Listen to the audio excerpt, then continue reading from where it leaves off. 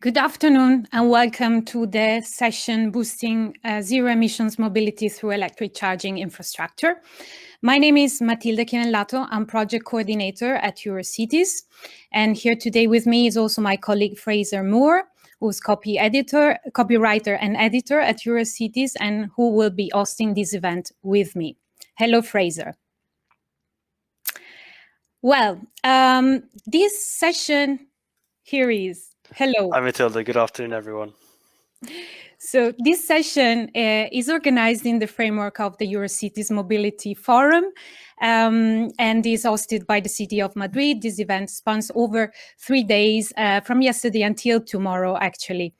So for those of you who are not familiar with Eurocities, for those external participants that we have today, Eurocities is the network of major European cities, and the Mobility Forum Conference is our annual gathering of city mobility experts who are coming together to discuss the latest trends and challenges when it comes to mobility. But I have also to say that this event is being organized with the support of UserChi. UserChi is an EU-funded project which is developing innovative solutions for electric charging infrastructure. Boosting zero-emission mobility through electric charging infrastructure. So maybe I should explain a little bit why this topic and why we decided to have an event around this today. As you might be aware, the Sustainable and Smart Mobility Strategy that was published last year by the European Commission has pointed out quite clearly that electric mobility will play a central part in the transition in achieving those objectives that the Green Deal has set out. And namely, I'm talking about the 90% reduction of greenhouse gases emissions from transport only by 2050. This, of course, with the help of public transport and cycling and walking, which will remain the backbone of sustainable mobility in our cities. However, when we're talking about electric mobility, we cannot think of having such a widespread electric mobility indeed in our cities without a supporting comprehensive network of charging infrastructure that responds to the actual needs of people. So the idea today is to present you on one side some findings and insights that we have collected regarding the actual needs of drivers who are charging their vehicles around Europe, but also to introduce you to some innovative solutions that we are developing that could possibly address some of the most recurring, most pressing challenges that we're facing when we're talking about charging infrastructure. Let's have a look at the agenda, the program for today. Voila. So as you can see, we are having an introduction and we will have a scene setting in this main stage in the plenary. We will then move to the sessions tab, while you will be able to choose among 3 different breakout rooms. In the first one, we will present a tool for easy planning for charging infrastructure. In the second room, you will be able to learn about a new interoperable charging and parking platform. And in the third room, you will learn about the opportunities offered by inductive charging technologies. After around 45 minutes, we will come back to this stage, to the main stage, to have some conclusions. To get to know you a bit better, because here today, open sessions, so certainly there are users coming from outside Eurocities as well. I'd like to start with some Slido questions. So you will find the Slido, the easiest way is really to look at your right, at the right-hand side of your screen. You will find a Slido tab, click on that, make sure you're seeing the polls tab. You can, of course, also scan the QR code that you can use your phone and just scan it. You will be redirected to the exact same page. And so you can do that with your mobile phone too. I'll leave you just one moment, but I think it should be quite smooth.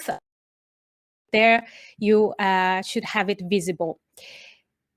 If we are ready, Then I suggest we launch the first question that you should be able to see on the Slido. And it's really, as I said, to get to know you better. So because we might have different organizations with us today, not just our members, city members from your cities, I'd like to see who is here, what type of organization you represent. So choose one of the options. You might be from the academia, you might be from the private sector, or others options too. And I will ask Fraser then to tell us what is happening on the slide at the same time. Well, Matilda, we have about 10 responses now, and the overwhelming majority, about 40%, are from local authorities. But we do have about 30% coming from NGOs or networks, 13% coming from research and academia, 13% just going up now coming from vehicle or equipment manufacturers, and 6% other. So I think we have overwhelmingly local authorities and NGOs, but we do have some participants today who are coming from other sectors, such as academia or vehicle or equipment manufacturers. That's interesting. Thank you, Fraser. Indeed, it's good to have a good variety on our event. We want to enlarge our views and hear also your different experiences and ideas. So let me then move to the next question, which is moving on to the content of the topic for today. And I would like to ask you, I know it's a bit challenging, but in just one word, how would you summarize the status of electric charging infrastructure in Europe nowadays? I know you could tell us a lot of things about it, but we would like you to just limit it to one word. And here again, I will then ask Fraser to read us some answers as they come in. Well, we have our first response, Matilda, and that is patchy. Another one is work in progress. So clearly, I think there is some work to be done with charging infrastructure across the continent. Unequal is another one, and lagging behind of EV sales. However, some people do think it is growing, but I think overall, with some more, we have some more responses lacking to be developed, scarce. So I think there is overall a sort of an attitude that things should be a bit better, but there is some work to do. Yes. But some people, I think, are saying that it's improving, for instance, growing, in progress. So I think there's optimism there as well, Matilda. That's good to know. Because now actually I'm asking you something a bit more on the obstacle side. I'd like to know, again, in just one word, what you think, if you had to name just one, the main obstacle that you see nowadays when we're talking about charging infrastructure, what that would be in your opinion. So what is really preventing charging infrastructure from being as good as they should be? So let's see. So the first response we have is grid capacity. Which is a good one indeed. Business models and standardization are also coming up. Unclear responsibles, investment, accessibility, information, interoperability, maintenance, cost, underutilization. I think there is a lot of various different obstacles. I think there is maybe not a consensus on one particular obstacle. Political constraints is another one. That's very interesting. That's very variated, I would say. And I'm glad to see that you're also touching upon very different aspects, which are all very valid. And to be honest, I think this makes a very good transition to our keynote speaker today. We have Antonio Marqués, which I will invite on stage. Antonio is Director of Technology at ETRA, in Investigación y Desarrollo. Antonio has more than 20 years of experience in collaborative international projects, and currently at ETRA is responsible for energy and transport research and innovation projects. But most importantly, Antonio is also the project coordinator of UserChi, and today is going to share with us some very interesting findings and insights from the users research that we have carried out earlier this year, and how we can maybe transform the challenges that we have found that you have mentioned just now on Slido into opportunities. So welcome, Antonio. The floor is yours. Thank you very much, Matilde, Fraser. It's a real pleasure to be with you today. I'd like to thank Madrid for hosting the conference, and of course Eurocity for the great organization, and of course, last but not least, to all the UserG colleagues which have collaborated to set up this very exciting session, I would say. So I will try to share my screen, okay, to show you where I have a short presentation. Okay, good. Okay, can you see it well? I assume yes. Okay, thank you, Matilde. So just a couple of words of what we do at ETRA. We are the coordinators of the UserG project, as Matilde mentioned. But we are an industrial group, a European industrial group, which has a strong, let's say, technology focus, mostly in the fields of mobility and energy. So this means that electromobility is like a natural arena for us. We've been working there for a long time already. And in fact, we are market leaders in the field of the management of charging infrastructure. So this, let's say, brought us to this great group of partners in UserG to carry out the work I will talk to you about a little bit. First, if you see the title of this introductory speech is a bit misleading, because well, one could say, all right, you're going to pinpoint the problems and then let the others find the solutions. Okay, that would be a bit of a naughty position, so to say, or the other way around. I mean, maybe I have the solutions and I will leave the rest of the session with nothing to discuss about. Let's say we probably will stay somewhere in between. Okay, I will start about this snapshot of the current projections of both electric vehicles and chargers in the European Union, according to a study by Transport and Environment. And the green line is public chargers. The blue one is the green line, the continuous green line is public chargers. The blue line is hold on. The blue line are the public charges if, let's say, we continue business as usual. The green line are public charges if road to zero, let's say, electromobility incentive policies are put in place. Okay, the same would apply to electric vehicles.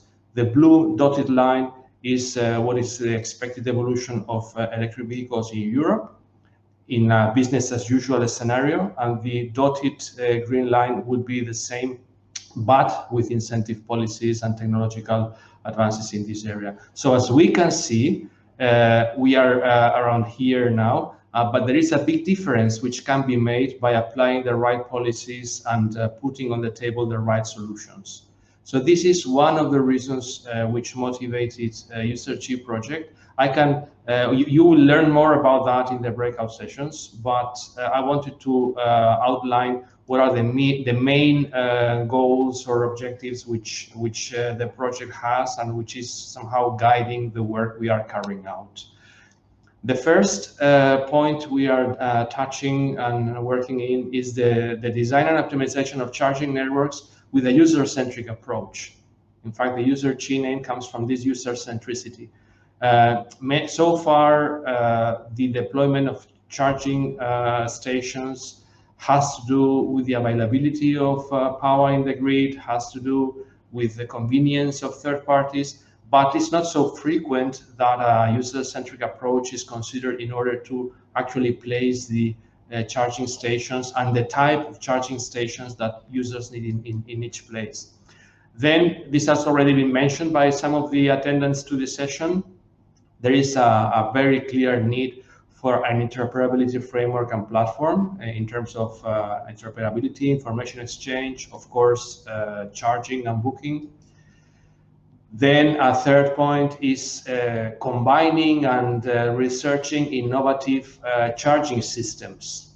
Okay, we don't think we can say at this point that there is one single charging technology which is the one, but very probably we are going to have different technologies coexisting, each of them being adequate for different types of users or for different operating situations or conditions. So the thing is how we combine each charging technology in the best optimal way.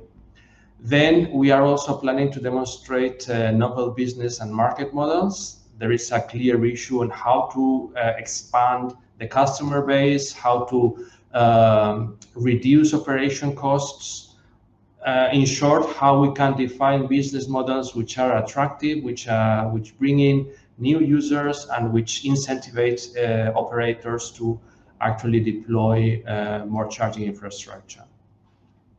There is, again, this has also been mentioned before, there is an issue with the scalability of the infrastructure rollout.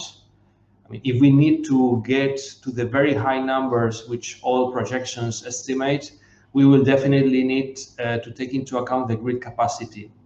It has been mentioned before that the grid capacity is the bottleneck.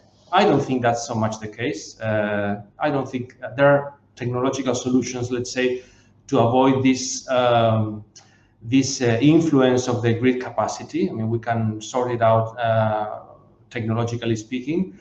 But of course, this is a very important factor to be considered. I mean, this development or this deployment of charging infrastructure needs to be coupled or integrated with both the smart grid capacity and services available, and also, of course, with the availability of renewable energy, renewable electricity. I mean, it's clear that one of the best incentives for larger scale deployment of electric vehicles and decarbonization of our societies is the combination and exploitation of synergies between electromobility and renewables energies. And last but not least, something which is very important is the legal and regulatory recommendations which will improve the user experience of the electric vehicle user. Okay? This is not a technological issue, but definitely all technological aspects will be strongly influenced by the regulatory and the laws in place, which are, let's say, going to incentivize the use of electric vehicles in Europe. Now I would like to move on to some findings we have identified within the project by one of our partners working in this stage of the user requirements and let's say finding out what the current situation was. The study has been conducted mostly in Spain, Norway, and Germany, and I think it's interesting because it shows three markets which are in three different levels of maturity. Okay. So if we see the table below, we can see that clearly, and Norway is leading the penetration of electromobility worldwide, I would say. So you can see you have, this is really amazing. They have one electric vehicle per each 27 inhabitants of the country. In Germany, that's 1 in 138, and in Spain is 1 in 244. Okay. Similar figures follow for the rest of the parameters. I don't want to, let's say, get very lengthy on that. But then in the table above, I think it's very, very interesting. What are the key concerns that users have when they need to consider moving into electromobility, acquiring an electric vehicle or using an electric vehicle?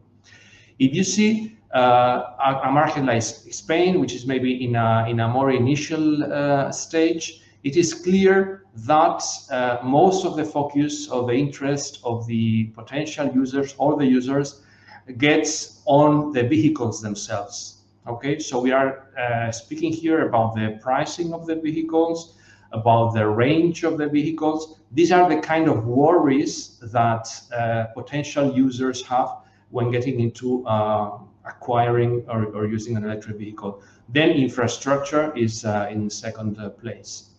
If we go to Germany, let's say as a market which may be in the following stage, a little bit more mature than Spain, in here the focus shifts from the vehicles. This is something which is more or less understood or known by the population, by the market, the potential customers.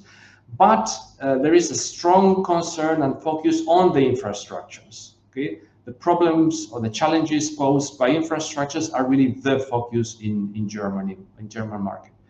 But now we know the next mile we get to Norway, and in Norway it's really amazing to see how well it's not really infrastructures. It's 21% only, and we can also see that there is a good deployment of charging infrastructure in Norway.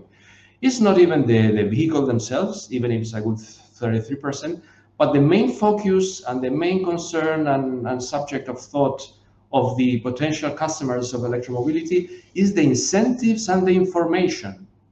So this is very important. So if we really want to get to this level of large scale deployment as the one Norway, as a very good model to follow, has achieved, we can see how important it is to them, the availability of incentives and information, so that by the end of the day, the user's experience of the electric vehicle is at least as good as the one, if not better, as the one of the combustion engine driver. Okay, so this is these are really findings which we think are of interest. Let me move on.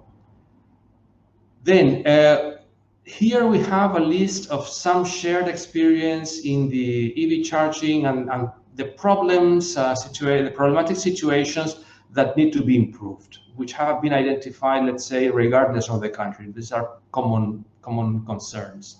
First, the chargers network. I mean, we're not talking about the availability. We are talking about the fact that the network which is already available is in poor condition and lacks maintenance. So this is something that we, and I can speak about that from my company's perspective, because we deploy and operate charging networks. Many times, public authorities or mobility operators, let's say, put a focus in the deployment of charging stations, which of course is very important, it's a priority, but it has to be clear to everyone that these charging stations, after being deployed, require of the proper maintenance in order to keep them in the right operation status, so that we keep our customers happy and people can rely on them and use them to charge their electric vehicles. Then there is another problem which we have, is that parking lots reserved for electric vehicles are frequently occupied by combustion engine vehicles or electric vehicles that are not charging.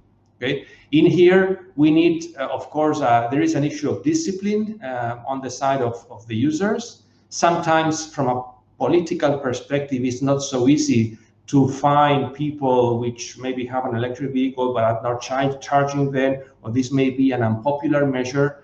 What we can do, though, and what we are working in, is in technologies which facilitate the identification of the status of occupation of a certain parking lot, checking out in real time if the vehicle which is parked there is authorized to be parked there, if it is charging or not. How can we disincentivize the use, the inadequate use of a parking lot? If we can disincentivize it by charging an extra penalty or something. So this is the kind of things. We are also working in deploying physical obstacles, so that if you have booked a charging station in a parking lot, you need to register and have the lot physically unlocked for you to get into it. So this is also really a challenging issue.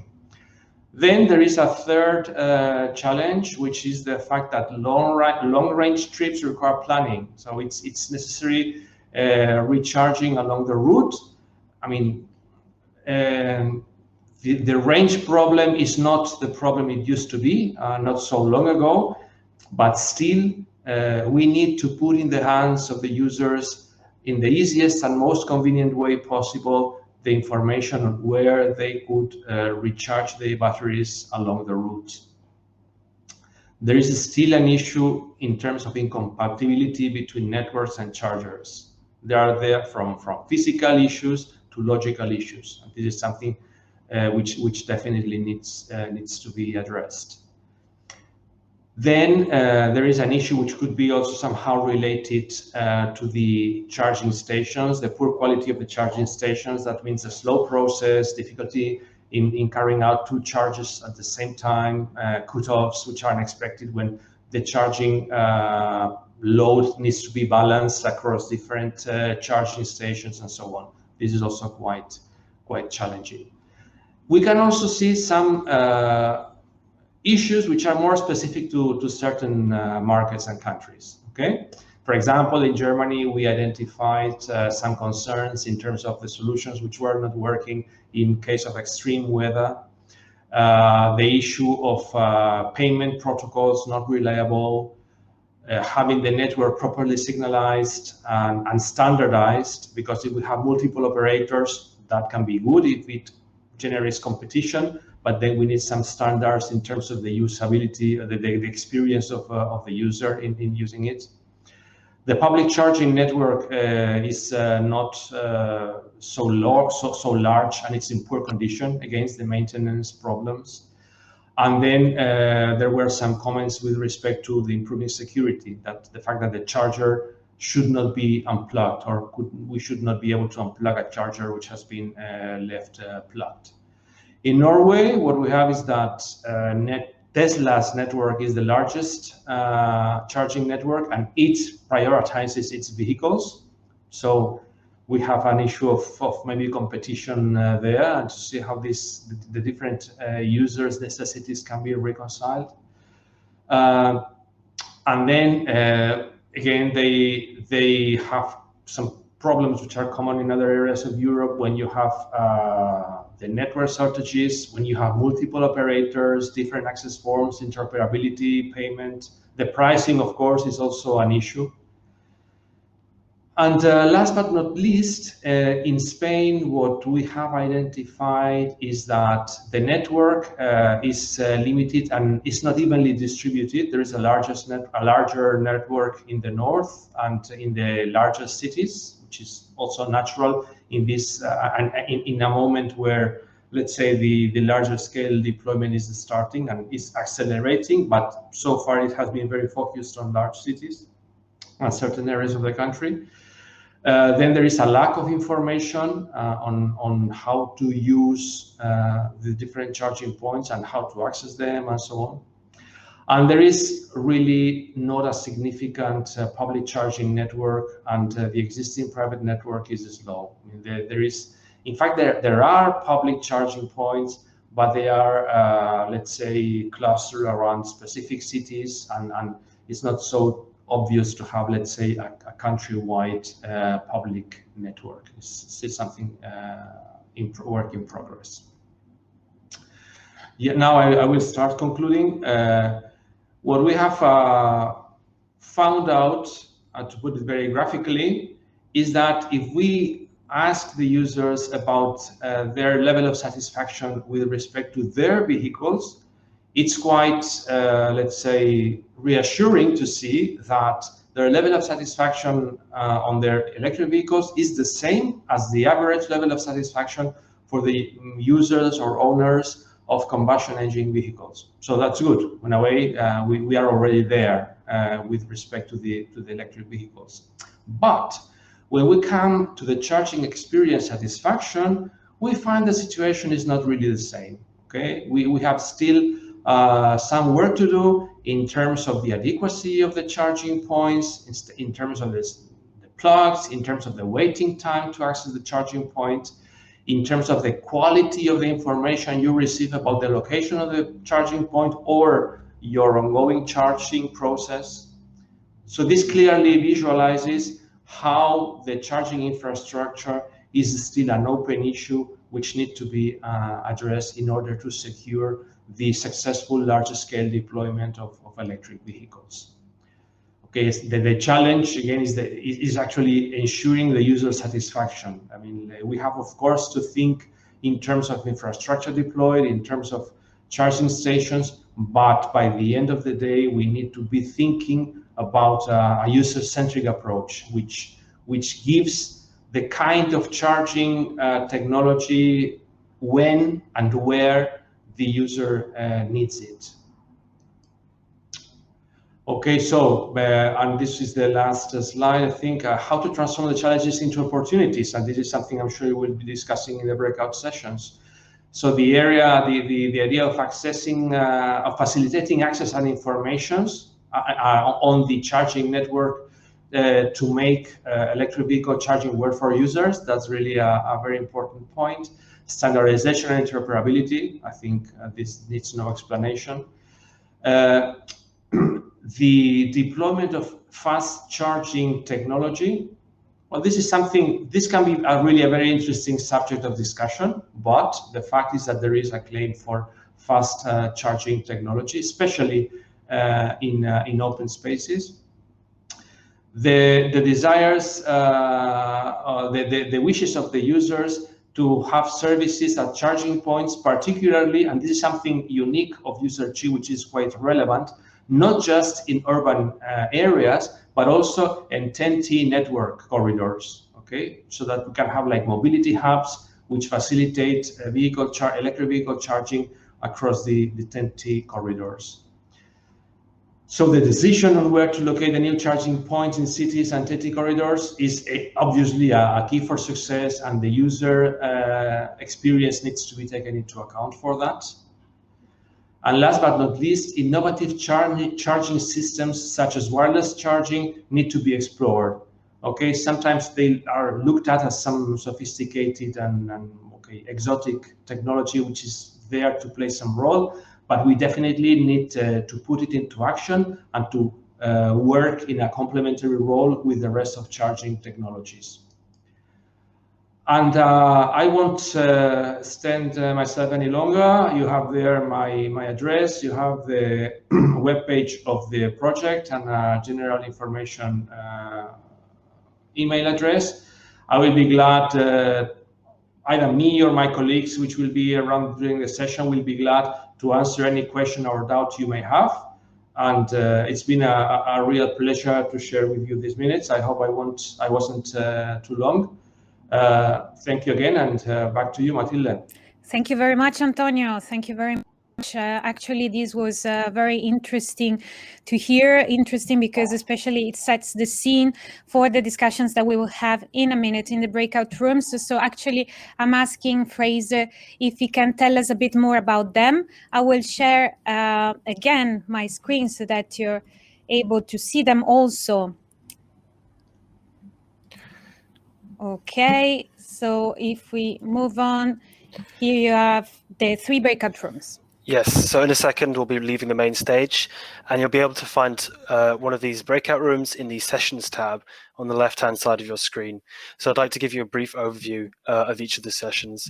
In the first room, we'll have a session on easy planning for charging infrastructure with Christian Seidel from VMZ, Zoltan Vig from Budapest, and Maria Cruz Ferrer Costa from the local energy and climate agency of the city of Murcia.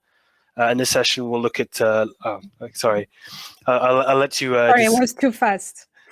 In this, I was just going to say, in this session, you will look at a location planning tool for local authorities to find the best place for charging points.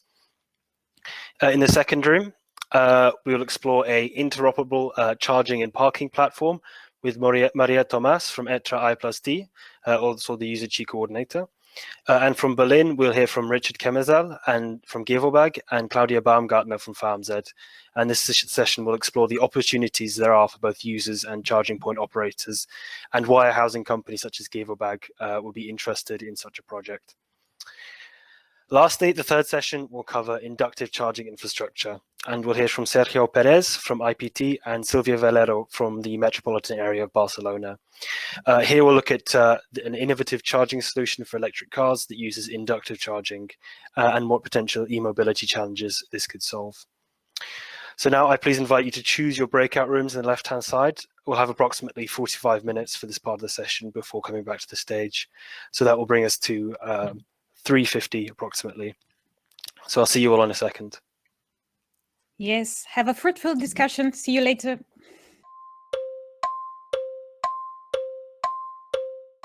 So hello, everyone. I hope you're all back from the sessions. I hope you had fruitful discussions. Actually, we didn't have enough time to go through all the different aspects that were presented. I think it was anyway very inspiring, and I hope you found it inspiring too. Let me just share again my presentation so that you can see it. I think I have an issue here because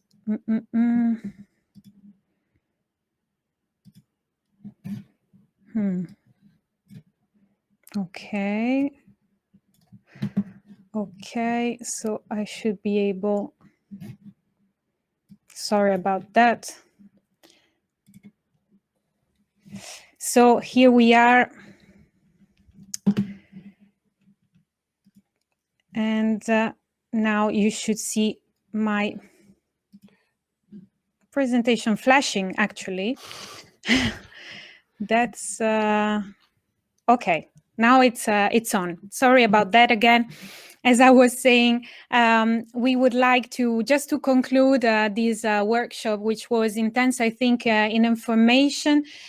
So we would like to open the floor to you again to ask you if you can tell us through slide again, so you can find it on the right-hand side of your screen.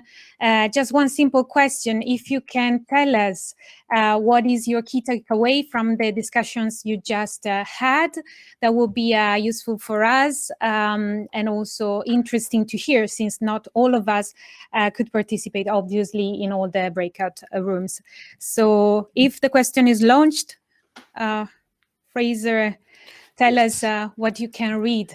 Europe is charging is the first response, and I suppose that's very encouraging. Yeah, we're working on that. Yeah. But also, yeah, sorry, Matilde, there's another response has come in. Parking must be considered. Mm-hmm. Definitely, I agree. Very good point. Yeah. From my session, I could say that it's very interesting, and I think the key message is that technology moves so fast that hopefully we'll see a better world with regards to electric vehicle charging very soon. Exciting times are coming, says someone on the slido. Well, I like this optimism, and I hope these different solutions that we have presented helped in this sense to instill a little bit of positivity towards the future, even if, of course, many obstacles remain there and there is still a lot of work to do. Okay, well, thank you for sharing those ideas with us. Let me just say that if you found this workshop interesting, then we hope to engage you for the next series of city-based, city-focused webinars that we're organizing in the autumn, the Electricity series. There we will deep dive into the state of electromobility in those cities that you see on screen. We will kick off on the 20th of September with an insight on the state of the art in Berlin when it comes to electromobility. We will then move to Barcelona on the 12th of October, to Budapest on the 8th of November. Then we will virtually travel to Turku on the 7th of December. And then we will finish off with Rome on the 17th of January next year. And here, especially for those cities that are in the room, I would really encourage you to follow these webinars, because there will be very, very good opportunities in there for you. We will take this as a first step to start a peer-to-peer learning process. So we will open for a call for applications for cities who are interested in following one specific city and to go on a study trip in 2022 in one of them. So stay tuned. I think it will be extremely interesting. And I think there is something else we want to share. Yes, if you'd like to learn a bit more about UserChi, we currently have a project video available on our website, www.userchi.eu, all one word. And this video sets out the vision for e-mobility in Europe that is user-focused and highly innovative. We've also released the first episode of our UserChi Cities series, which looks at how electric vehicle charging is helping solve mobility issues in each of our partner cities by making electric vehicle charging easy, accessible, and affordable. The first episode, as you can see, is from Turku, and more will follow soon. So if you want to keep up to date with news from the project, including upcoming episodes of this series that I just mentioned, you can visit our website, which you can see here on the screen. You can't click the LinkedIn link, unfortunately, but you can also follow us on Twitter at userchi_H2020. And then last but not least, so the Eurocities Mobility Forum is not over just yet. Actually, we still have one full morning to go, and tomorrow at 10, from 10 to 12 on this same platform at the same link you used today, there is a very interesting session coming up on sustainable urban logistics. For those of you who were there yesterday when we had our discussion with the European Commission regarding the new urban mobility framework initiative, well, you probably already know that urban logistics will be a very important focus there. So tomorrow we will try and see how we can make urban logistics a bit more resilient to the ever-evolving, I would say, circumstances and challenges that we have. We will hear from Madrid, we will hear from Mechelen. So I hope definitely to see you all there. It's open to also, you're welcome to join us. And with this, I think we came to an end for this workshop. I'd like to thank once again all the moderators, Fraser and Thomas, all the speakers in the different sessions, but especially all of you for participating. I'd like to see you soon, so hope to see you tomorrow to start with. Thank you very much. Have a nice rest of the afternoon, and goodbye. Thank you, everyone. Goodbye.